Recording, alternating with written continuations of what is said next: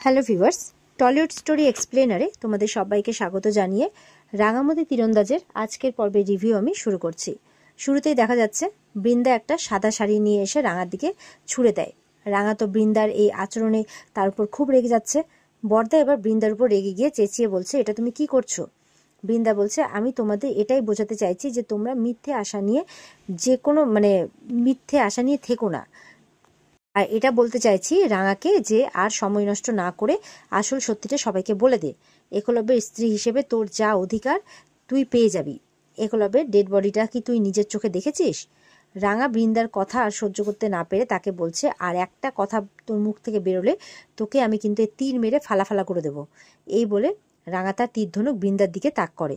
সভ্য তখন রাঙাকে বলছে যে এরকমটা করিস না, এই বলে বৃন্দাকে গার্ড করছে আর রাঙার সামনে দাঁড়িয়ে পড়ে।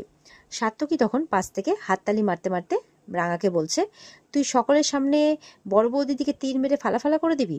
এরপর তার মাকে বলছে, এদিকে আমাদের সকলের টেনশন হচ্ছে যে আমাদের ভাইটা বেঁচে আছে না মরে আছে, এটা জিজ্ঞেস করাতে রাঙা তুই তীর ধনুক নিয়ে এরকম কাণ্ড করছিস।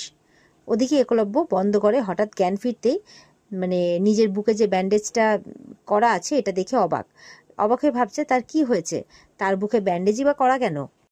এরপরে কলি চার্লি তার ঘরে এসে তাকে বলছে যে সার্জারি করে আপনার হার্টে একটা মাইক্রোচিপ বসানো হয়েছে।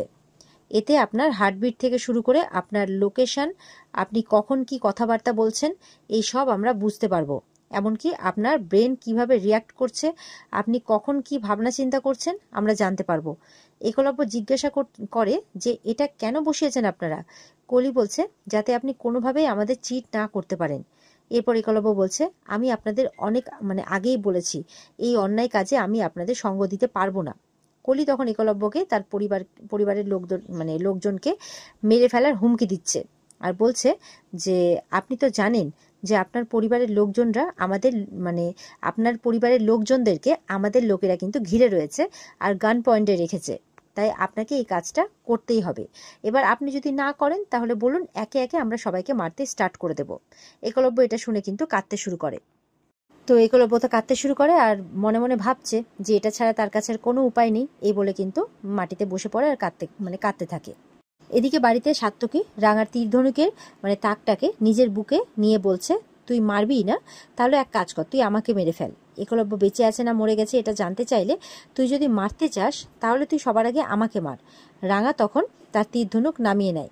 সাত্যকী তখন হাত জোর করে কাঁদতে কাঁদতে রাঙাকে বলছে যে সত্যি করে বল না রাঙা।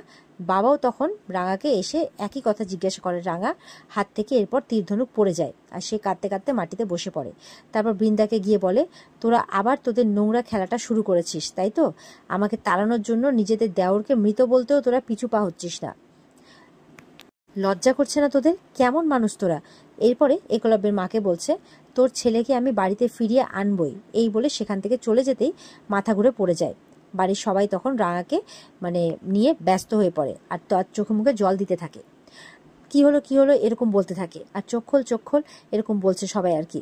এরপর ওদিকে দেখা যাচ্ছে যে কলি একজনকে তাদের ফার্স্ট মিশনের ব্যাপারে বলছে। সে বলছে আজ রাতেই তাদের মিশনটা শুরু। আজকেই নাকি একলব্যকে ফ্লাইটে করে মাল সুন্দরবনের একটা জায়গাতে ড্রপ করতে হবে আর সেখান থেকে তারা নাকি বোটে করে সেই মাল এনে সারা বাংলায় ছড়িয়ে দেবে আর তাকে তার সেফটি একলব্যকে সেফটি তারা দেবে, এই মালটা যাতে ঠিকঠাকভাবে ঠিক জায়গায় পৌঁছে যায়। এই পুরো কাজটাই তাকে নাকি ছদ্মবেশে করতে হবে। তার জন্য তার ফেক নাম, আইডি এইসব তৈরি করা হবে একলব্যের। আগামী কদিন একলব্যের নামটা পৃথিবীর মানচিত্র থেকে উধাও হয়ে যাবে। একলব্য তখন বলে, আপনি কেন বুঝতে পারছেন না আমার মা বাবার অবস্থা কি হচ্ছে? ওরা তো আমার খোঁজ পাচ্ছে না, ওরা তো জানেও না যে আমার কি হয়েছে। আমাকে একটা বার ওদেরকে বলে নিতে দিন যে আমি বেঁচে আছি, তারপর আপনারা যা বলবেন আমি তাই করতে রাজি। কলি তখন একলব্যকে বলছে, আপনি আমাদের কোনো শর্ত দিতে পারবেন না, আপনাকে বিনা শর্তেই আমাদের সাথে কাজ করতে হবে। আর আপনি যদি পুলিশ, গার্ড এই সমস্ত কারোর সাথে, এমনকি বাড়ির লোকের সাথে কোনোভাবে যোগাযোগ করার চেষ্টা করেন, সেই সব কিন্তু আমরা জানতে পেরে যাব। আর জানতে পারার পর কিন্তু যা পরিণতি হবে তার জন্য শুধুমাত্র আপনি দায়ী থাকবেন। এই বলে তারা চলে যায়। একলব্য তখন মাথায় হাত দিয়ে বলছে যে সে সারা জীবন সৎভাবে কাজ করেছে আর এখন কিনা আমাকে ড্রাগস পাচার করতে হবে? এই কাজটা করে দিলে যে ওরা আমাকে ছেড়ে দেবে এরও তো কোনো গ্যারেন্টি নেই, কি করব আমি, এরপর মা বাবা রাঙামতি তাদেরকে কবে দেখতে পাবো, এই বলতে বলতে কাঁদতে থাকে। এরপর দেখা যাচ্ছে রাঙামতিকে ডক্টর দেখতে এসেছেন। আহিরি বৃন্দাকে বলছে, বর্দি তুমি যে ওষুধটা রাঙাকে দিয়েছো এটা তারই এফেক্ট না তো? বৃন্দা বলে, আমি তো সেটাই ভাবছি, এই ওষুধ তো আমি আগেই দিয়েছি, তখন তো কিছু হয়নি, কি জানি কিছু বুঝতে পারছি না। ডক্টর চেক আপের পর মানে রাঙামতির জ্ঞান ফিরে এলে সে বলে, আমি এখানে কেন কেন আছি, কি হয়েছিল আমার? ডক্টর তখন রাঙাকে ব্লাড টেস্ট করার পরামর্শ দেয়। হঠাৎ করে আপনার মাথা ঘুরে গেল কেন? এর মধ্যে মানে আপনি নাকি বমিও করেছিলেন, তা বমি হয়েছিল কেন জিজ্ঞাসা করে। রাঙা বলে, বেশ কদিন ধরে আমার গা গোলাচ্ছে, যে কোনো খাবার খেলেই আমার গা গোলাচ্ছে, আমার স্বামীকে খুঁজে পাওয়া যাচ্ছে না, তাই মাথা আমার মানে এমনিতেই ঘুরছে, মানে মানে চিন্তায় এমনি আমার মাথা কাজ করছে না। তার মধ্যে ডক্টরকে জিজ্ঞাসা করছে যে কি হয়েছে আমার। ডক্টর বলছে যে তিনি একটা ব্লাড রিপোর্ট দেখতে চাইছেন, সেটা দেখেই জানতে পারবেন, এই বলে ওখান থেকে চলে যান।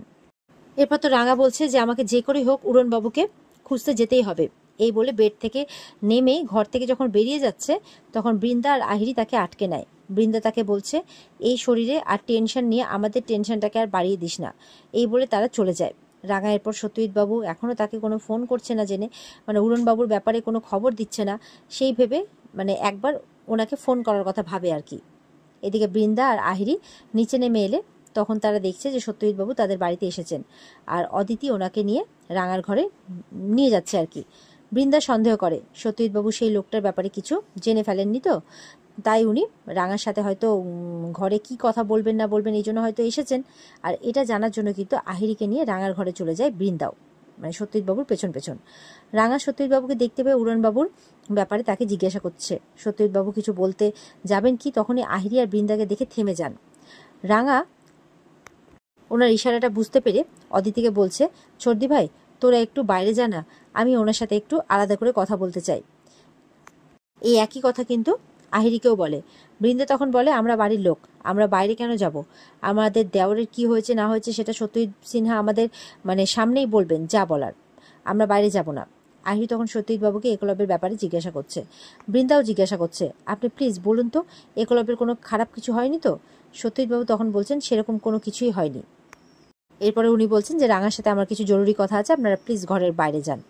সেই মতো তারা কিন্তু চলে যায়। এরপরে রাঙা কিন্তু ঘরের বাইরে গিয়ে চেক করে আসে যে কেউ আড়ালে দাঁড়িয়ে কিছু শুনছে কিনা। সত্যজিৎবাবু এরপর রাঙাকে বলছেন, একটা বড় ক্লু পাওয়া গেছে, এই বলে একটা ভিডিও ফুটেজ দেখান। সেই ভিডিওতে রাঙা দেখতে পায় দুজন মহিলার সাথে একলব্য মানে মুখ ঢেকে চলাফেরা করছে। আর এখানেই কিন্তু আজকের পর্ব শেষ হয়ে যায়। তো এই ছিল আজকের পর্বের রিভিউ। ভালো লেগে থাকলে অবশ্যই পর্বকে লাইক কমেন্ট করে জানাতে ভুলবে না, আর আমাদের সাথে জুড়তে চ্যানেলকে সাবস্ক্রাইব করতে ভুলবে না। পর্বের বিস্তারিত দেখতে অবশ্যই স্টার জলসার পর্দায় চোখ রাখবে। দেখা হচ্ছে তোমাদের সাথে আগামীকালকে। সবাই ভালো থাকবে, টাটা।